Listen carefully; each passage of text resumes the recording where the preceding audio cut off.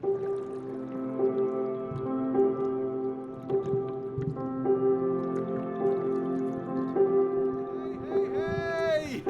on est de retour. J31. Wouhou. J31 de Campinas-Sao. Ça fait 31 jours que nous sommes chez nous. Mes voisins aujourd'hui ont repris un peu du poil de la bête. Wouhou. Ils ont repris un peu du poil de la bête hier, ils étaient pas en top forme. Avant-hier c'était moyen aussi. Wouhou. Ouais. Des entourages quand même. Mais on est là. Wouhou. On est là comme chaque jour depuis un mois. Chers amis, chères familles, bienvenue à ce nouvel épisode de Pas Confiné, parce qu'on est confiné mais aucune raison de rester con. Au contraire, on a une merveilleuse opportunité aujourd'hui d'élargir notre perception. Car de notre perception dépend la qualité de notre vie. Si on est capable de percevoir plus, peu importe la quantité d'expérience qu'on a, ça va être la qualité qui va déterminer du coup ce qu'on vit. Donc ce concept de la perception me semble être une opportunité aujourd'hui pour nous d'augmenter notre qualité de vie sans faire plus, mais juste en prenant conscience de ce qu'on a déjà, de ce qu'on est déjà. Ce qui nous arrive souvent, c'est que lorsqu'on ne sait pas, plutôt que de le reconnaître, on croit. Il y a plein de gens qui ont des croyances, qui ont des opinions, qui ont tout plein de raisons pour affirmer quelque chose, sans forcément savoir. Si on ne sait pas, plutôt que de le reconnaître, ce que j'adore faire, parfois quand je ne sais pas, c'est une opportunité pour apprendre, mais parfois aussi je suis trop con pour le reconnaître et je m'entête dans un truc alors que je ne sais pas, et donc je crois, j'ai une opinion, j'ai une position, etc. Ça m'est arrivé, ça m'arrive encore je pense, mais je sais que c'est pas top. C'est pas top parce que plutôt que d'être dans la croyance, plutôt que d'être dans quelque chose qui n'est qu'une construction mentale à moi, si je suis capable de reconnaître que je ne sais pas, c'est une opportunité de percevoir certaines choses qui sont déjà là, alors qu'avant je ne les voyais pas, et potentiellement c'est pour moi une opportunité de m'améliorer à très peu de frais, finalement pour pas grand chose.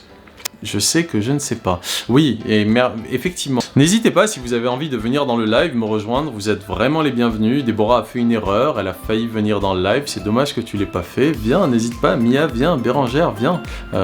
Pourquoi je serais le seul idiot à parler ? On ne sait pas, c'est le sujet d'aujourd'hui, c'est d'augmenter notre perception. Donc n'hésitez pas si vous avez envie de venir. Donc, notre expérience en fait de la vie va directement définir la qualité de notre vie. Lorsque on a une opulence de choses mais qu'on n'est pas capable de les apprécier parce qu'on ne les perçoit pas, peu importe. Donc on peut être la personne la plus riche du monde en possession matérielle ou en opportunité de ci ou de ça, mais comme on ne le perçoit pas, eh bien on n'en profite pas pour apprécier finalement la qualité de vie qu'on pourrait avoir. Comme on peut avoir très très peu de choses et on est heureux, on vit bien, on est plutôt satisfait. Donc le niveau de perception aujourd'hui dont on a besoin est clairement plus élevé que précédemment. Donc cette perception qu'on doit réussir à développer en nous, elle n'est pas forcément liée aux choses matérielles, mais à ce qu'on est vraiment. Donc ce que je ne sais pas, si j'y crois, c'est un manque en fait de capacité à pouvoir questionner ce qu'on pourrait potentiellement percevoir, qui est là, mais pour pouvoir le voir, il faut percer le voile d'illusion pour voir. Donc cette perception qui est quelque chose qui est évidemment à notre portée à tous, si on en augmente le niveau, on augmente directement la qualité de notre vie. Il y a aujourd'hui beaucoup de peur, de plus en plus de peur. Il y a aux États-Unis énormément de gens qui meurent tous les jours, c'est dramatique, c'est extrêmement triste. C'est un pays qui a tardé à mettre en place ses mesures de confinement, etc. parce qu'ils avaient une opinion, en tout cas les leaders politiques avaient une opinion des États-Unis qui était celle de nous on fait, on est dans l'action, pourquoi on va se confiner ? Malheureusement, le résultat, c'est qu'il y a des gens qui doivent payer les frais de tout ça parce que ce virus, on ne peut pas le voir, on ne peut que percevoir les conséquences de son existence et ses répercussions sur notre vie. Donc ceux qui décident, qui sont aux manettes de nos vies, les hommes politiques, les technocrates, sur qui je frappais encore hier, mais je vais vous en parler un peu en positif aujourd'hui. Si évidemment notre avenir, notre présent d'ailleurs, est entre leurs mains, mais qu'ils n'ont pas une perception qui est suffisamment large, c'est-à-dire un champ de conscience qui est suffisamment large, on en paye directement les frais. Les personnes les plus vulnérables de nos sociétés en payent les frais. La capacité à pouvoir, non seulement nous, à notre niveau, percevoir des choses de manière de plus en plus vaste et reconnaître ce qu'on ne sait pas comme étant ce que c'est, je ne sais pas, plutôt que d'affirmer, plutôt que d'être dans des certitudes, dans des croyances qui parfois peuvent nous limiter dans notre capacité à pouvoir appréhender la vie d'une manière qui soit de plus en plus riche. Il y a un philosophe, un neuroscientifique, biologiste, que j'apprécie énormément, qui s'appelle Idriss Aberkan, qui a parlé il y a quelques années déjà de l'économie de la connaissance. Il a parlé de ce coquillage il y a quelques années en expliquant comment il était braconné en Asie du Sud-Est pour l'équivalent de 3 $ le coquillage, et comment, si on l'exploite correctement, parce qu'on est dans une économie de la connaissance, sans forcément le tuer, mais en utilisant des propriétés qu'il a au niveau médical extrêmement uniques, eh bien, on peut gagner beaucoup plus d'argent sans forcément tuer la vie. Et donc ce scientifique, moi quand j'avais vu cette vidéo il y a quelques années déjà, ça m'avait extrêmement inspiré. Avec son économie de la connaissance, j'avais parlé il y a quelques jours de l'économie de la conscience, qui est quelque chose vers lequel on doit aller, plutôt qu'une économie de l'exploitation, une économie de la destruction. Et cette économie de la connaissance, c'est directement lié à cette notion-là, à savoir que plutôt que d'exploiter, plutôt que d'utiliser sans respecter la vie, faire avec cette connaissance. Connaissance, ça veut dire naître à soi, donc connaître les choses, naître avec les choses pour pouvoir les apprécier pleinement et donc les percevoir à un niveau de perception qui est plus élevé que la seule exploitation, la seule appropriation. Donc il a parlé aujourd'hui dans une vidéo, ou bien hier je pense dans une vidéo qu'il a publiée, ce scientifique Idriss Aberkan, qui est donc également un scientifique, un ingénieur, mais qui n'est pas dans une démarche d'appropriation. Il y a le dîner qui est en train de cuire, qui n'est pas dans une démarche d'appropriation matérielle, mais plutôt le développement de la connaissance. Et la connaissance, c'est quelque chose qui peut être partagé. Je vous mettrai bien évidemment les vidéos dans le lien, mais la connaissance, plus on en a, plus on s'enrichit les uns les autres. Pour pouvoir accumuler des choses matérielles, si je prends la chose matérielle, je la prends et c'est moi qui l'ai, c'est pas quelqu'un d'autre. Alors que la connaissance, si moi je la prends de quelqu'un, il la garde toujours. Donc cette économie de la connaissance qui nous permet à tous d'augmenter notre niveau de perception, elle est parfaitement vertueuse. Et c'est certainement vers ça qu'on devrait aller. Et donc aujourd'hui, il a parlé d'un ver de terre qui s'appelle l'arénicole, qui a été étudié par deux scientifiques, un qui s'appelle Laurent Lantieri et l'autre Frank Zal, qui ont donc déterminé que, sur la base des constatations effectuées par le médecin de New York dont je vous ai parlé il y a quelques jours, il semblerait que les symptômes du Covid-19 soient liés à une incapacité du sang à pouvoir véhiculer l'oxygène parce que le virus empêche l'hémoglobine de fixer l'oxygène. Et donc cet arénicole serait capable de transporter l'oxygène là où il doit aller. Et donc potentiellement, c'est comme les respirateurs artificiels qu'on utilise, dont on manque actuellement dans les hôpitaux, c'est un respirateur moléculaire. Et ça, a priori, c'est extrêmement avéré, ça a été prouvé par ce à quoi il fait référence comme étant des quasi-expérimentations. Des quasi-expérimentations, c'est très courant, semblerait-il, dans le milieu scientifique, c'est-à-dire qu'on n'a pas suivi un protocole qui est extensif parce qu'on n'a ni le temps ni les moyens, mais on a expérimenté du mieux qu'on peut, et surtout dans une situation d'urgence comme celle qu'on vit actuellement, le fait de valider rapidement des pistes qui vont potentiellement pouvoir sauver des dizaines de milliers de vies, c'est pas négligeable.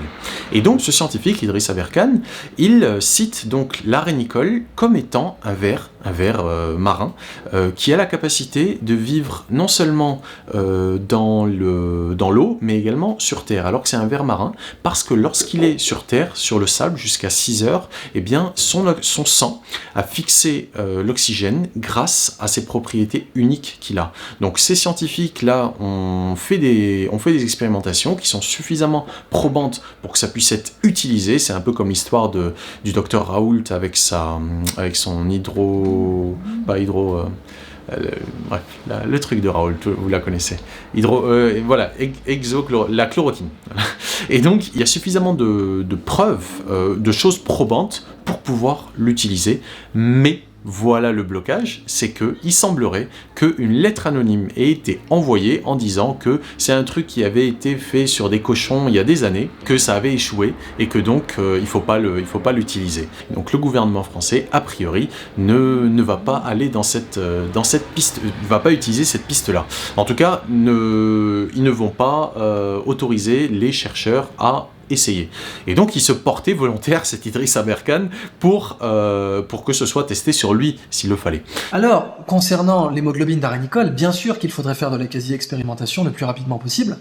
Moi-même, je peux le déclarer sans embâche en vidéo, je me porterai volontaire immédiatement pour être transfusé avec cette hémoglobine d'aranicole et démontrer son innocuité, qui est déjà démontrée sur le plan allergologique, puisque des organes ont déjà été transplantés alors qu'ils avaient été préservés dans cette hémoglobine et que donc, très naturellement et très scientifiquement, des traces suffisantes de cette hémoglobine étaient présentes chez le patient final pour susciter un choc allergique, ce qui n'a bien sûr pas été le cas. Cette idée d'un respirateur moléculaire, moi je la trouve absolument brillante. Elle pourrait donc avoir des applications dans plein de domaines, mais il faudrait avoir la bonne attitude pour la tester le plus rapidement possible. Elle pourrait désarmer le coronavirus, vraiment le désarmer, puisque la seule façon qu'il a de tuer, c'est de créer cette détresse respiratoire majeure, et que si on a un patient qui est en quelque sorte un super respirateur, c'est-à-dire un patient qui peut fixer beaucoup plus d'oxygène en une seule inspiration, eh bien, on a essentiellement désarmé le coronavirus. Pour l'heure, eh bien, de toute évidence, il y a eu des gens organisés en France qui ont véritablement agi pour que l'on ne désarme pas le coronavirus. Donc cette économie de la connaissance, qui aujourd'hui est clairement la voie dans laquelle on doit aller, plutôt que de continuer à exploiter de manière complètement aveugle les ressources, ça doit être certainement ce qui va nous permettre non seulement de gagner nos vies correctement, mais également de sauver des vies. Et je ne comprends pas qu'on bloque au niveau politique une initiative qui devrait au contraire être encouragée, vu les circonstances. Donc Idriss parle de ça aussi, et je pense vraiment qu'aujourd'hui on doit élargir notre champ de conscience, parce que si on n'augmente pas notre niveau de perception pour réussir à comprendre à quel point la vie est quelque chose de beaucoup plus complexe que ce qu'on croit, la manière dont on vit notre vie la plupart du temps, c'est basé sur ce qu'on croit. Alors que si on arrive à accepter qu'on ne sait pas grand-chose, tout est potentiellement possible. Donc ces politiques, ces technocrates, ces financiers qui ont une vision du monde ultra limitée, au lieu de percevoir la vie comme étant un schéma ultra complexe de choses entièrement imbriquées les unes avec les autres, eh bien ils limitent l'exploitation à une seule manière. Ils limitent plutôt l'économie, notre mode de vie à une seule manière, c'est l'exploitation. Donc c'est quelque chose de franchement dommage, et aujourd'hui je souhaiterais vraiment, mais vraiment, qu'on repense tous collectivement notre manière de percevoir le monde. Il n'y a pas une seule manière de le percevoir, on crée notre réalité à partir de qui on est. Donc si on croit quelque chose, ça devient vrai. Pour moi, pour toi, ça devient vrai, plus on y croit, plus c'est vrai. Donc si on est capable aujourd'hui de nous détacher de ce qu'on a connu par le passé, parce qu'on voit où ça nous a mené, et au contraire, se dire qu'il y a certainement une autre manière de voir les choses, mais pour cela, encore faut-il ouvrir suffisamment notre esprit pour pouvoir le percevoir, on aura certainement une chance de s'en sortir. Si au contraire, on reste bloqué dans une seule manière de percevoir les choses, et que du coup, on veut relancer l'économie à tout prix, avec le même mode d'exploitation qu'on avait avant, avec toujours les mêmes les sempiternels mêmes acteurs qui reviennent et qui refont les mêmes trucs, les mêmes conneries avec des petits pansements, des petits trucs, on s'en sortira pas. Donc, je pense qu'il est utile de réaliser que l'être humain, ce mécanisme-là de vie, est la machine la plus sophistiquée du monde. C'est nous. C'est pas les autres animaux, c'est pas les plantes, c'est nous. Parce que nous, on est capable de développer des technologies qui nous permettent de potentiellement faire ce qu'on fait déjà, mais à un niveau tellement plus élevé que ce qu'on fait naturellement, et ça, aucune autre forme de vie n'a cette capacité-là.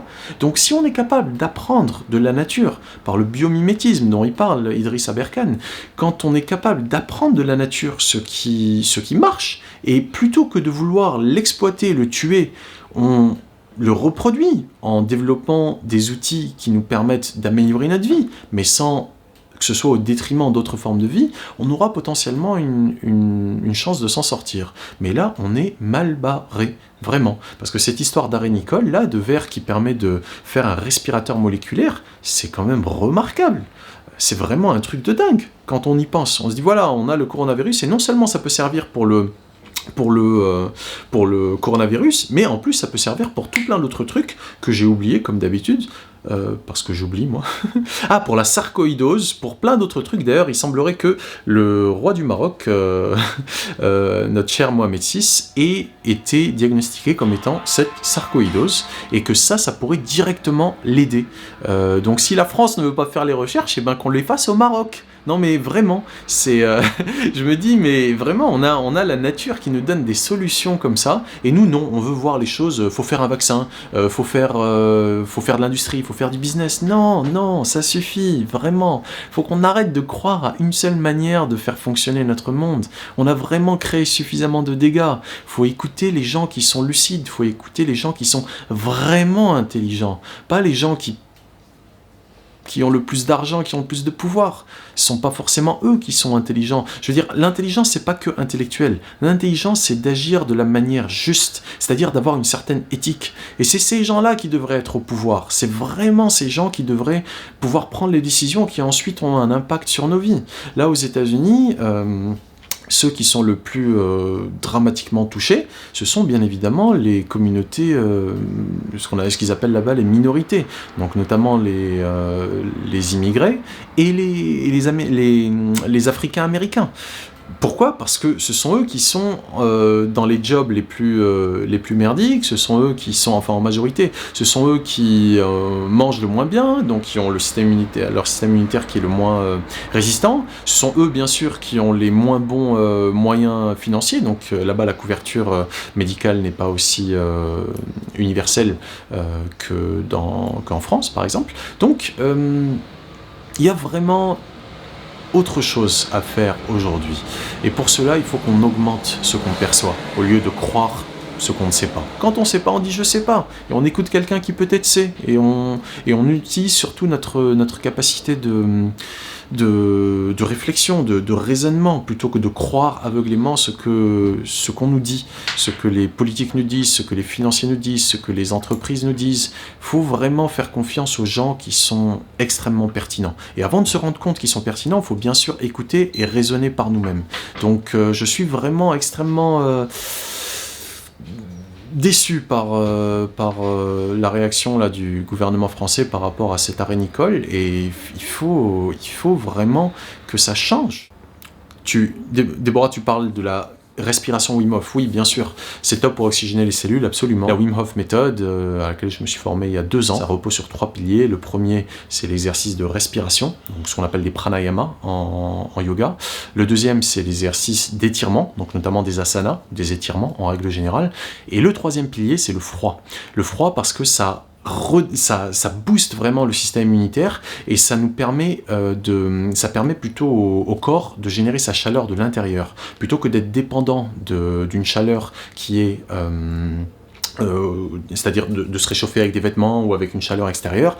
La chaleur, c'est la vie en fait. Donc lorsqu'on est capable, le prana, le chi, tout ça, donc lorsqu'on est capable de générer la chaleur de l'intérieur, grosso modo, on est beaucoup plus fort. Voilà. Activer le feu intérieur, absolument, Déborah. Comme Manar, tu dis, comme l'association chloroquine-azithromycine, on n'a pas le temps de faire des études sur une longue durée vu la situation délicate où l'ours se trouve. Oui, donc il faut faire au mieux. Et le mieux, c'est que s'il y a une vie qu'on puisse sauver, qu'on la sauve. C'est ça le mieux. On fait de notre mieux. Être le meilleur, c'est ça. C'est pas être meilleur les uns que les autres. C'est être le meilleur, faire du mieux qu'on puisse faire soi-même là, à cet instant. Donc le docteur Raoul, moi je suis admiratif parce qu'il va contre toute cette establishment de non c'est comme ci, non c'est comme ça, non, on fait juste de notre mieux. En temps de guerre, on va pas dire ah non, il faut d'abord désinfecter, stériliser, puis ensuite vous pourrez amputer, mais non, on fait de notre mieux. Et on doit remplir chacun notre rôle. Moi, c'est rester à la maison pour pas contaminer les autres, mais les médecins ou les biologistes ou les scientifiques qui ont une capacité particulière, il est de leur devoir éthique de faire ce qui est juste indépendamment de ce que les dingos là peuvent en penser, que ce soit dans l'industrie ou dans la politique. L'observateur joue un grand rôle, Manar. Augmenter notre vision, Déborah. Est-ce qu'il n'y a pas d'effet indésirable grave? Tu parles de l'arénicole? Je ne crois pas. Je vais lier la vidéo de Idriss Aberkan. Donc ces deux scientifiques, Laurent Lantieri et Franck Zal, sont a priori extrêmement pertinents. Moi j'ai découvert ça aujourd'hui, donc j'en sais pas plus et je ne peux pas en parler plus. Voilà, c'est ça. Quand on sait pas dire je ne sais pas, ceci dit, ça veut pas dire qu'on ne peut pas savoir plus et apprendre, etc. Mais tous ces gens qui prennent des décisions qui nous impactent directement alors qu'ils ne savent pas, moi je dis c'est un drame. Et c'est bien évidemment basé sur les principes moraux. Ça c'est bien, ça c'est pas bien. Mais non, il n'y a rien qui est bien ou qui est pas bien. Tout dépend des circonstances. Il faut être juste. Donc voilà, pour cela, pour être juste, il faut augmenter notre niveau de perception. Sinon, si on est aveugle, on voit rien, on ne peut bien évidemment pas prendre les décisions qui sont justes. Voilà. Je pense avoir fait le tour de ce que je voulais vous raconter aujourd'hui. De rien, Manar. Voilà.